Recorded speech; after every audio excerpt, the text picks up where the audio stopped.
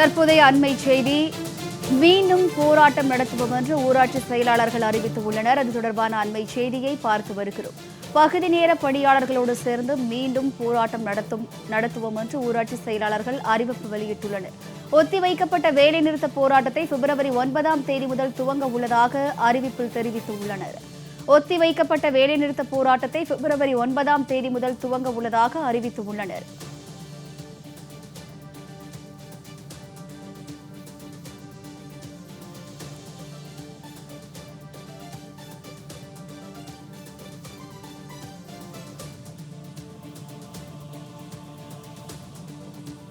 ஊராட்சி செயலாளர்கள் மீண்டும் போராட்டம் நடத்த இருப்பதாக அறிவிப்பு ஒன்றை வெளியிட்டுள்ளனர். இது தொடர்பான கூடுதல் விவரங்களை சிறப்பு செய்தியாளர் ராம்குமார் வழங்க கேட்கலாம்.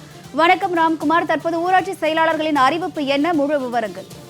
கண்டிப்பாக. அதாவது உறுதியளிக்கப்பட்ட ஓய்வூதிய திட்டத்தில் ஊராட்சி செயலாளர்களை சேர்க்க கோரி கடந்த 6ஆம் தேதி முதல் 13ஆம் தேதி வரை 8 நாட்கள் தொடர்ச்சியாக சென்னையை முற்றுகையிட்டு ஊராட்சி செயலாளர்கள் ஆயிரக்கணக்கானோர் போராட்டத்தில் ஈடுபட்டனர்.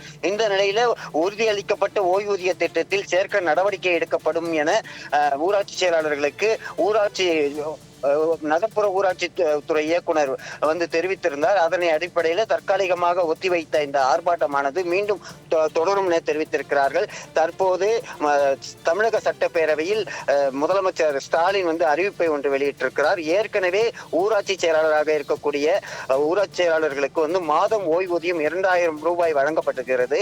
அதனை 3400 ரூபாயாக உயர்த்தப்படும் என அறிவித்திருக்கிறார். ஆனால் ஊராட்சி செயலாளர்களோட கோரிக்கை என்பது அரசு ஊழியர்கள் போல தங்களுக்கும் உறுதியளிக்கப்பட்ட ஓய்வூதிய திட்டத்தில் சேர்க்க வேண்டும் என அறிவித்திருக்கிறார்கள். ஆனால் பகுதி நேர ஊழியர்களுக்கு இணையாக தற்போது 3400 ரூபாய் ஓய்வூதியம் வழங்கப்படும் என அறிவித்தது அதிர்ச்சி அளிக்கிறது. இதனை கண்டித்து நாங்கள் மீண்டும் போராட்டத்தில் ஈடுபடுவோம் என தெரிவித்திருக்கிறார்கள்.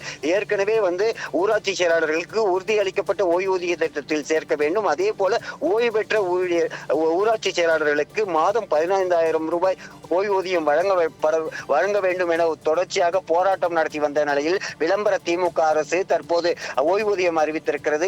இதனை தங்களால் ஏற்றுக்கொள்ள முடியாது. 24 மணி நேரமும் கிராமப்புறங்களில் பணியாற்றும் தங்களுக்கு இந்த 3400 ரூபாய் ஓய்வூதியம் என்பது தேவையில்லாதது என தெரிவித்திருக்கிறார்கள். இதனை கண்டித்து வருகிற பிப்ரவரி 9ஆம் தேதி முதல் தொடர்ச்சியாக சென்னையை முற்றுகையிட்டு போராட்டத்தில் ஈடுபடுவதாக தெரிவித்திருக்கிறார்கள்.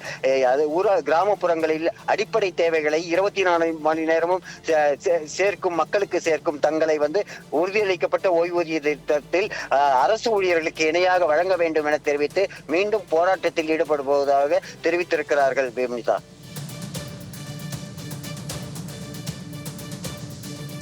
கூடுதல் விவரங்களுக்கு நன்றி ராம்குமார்.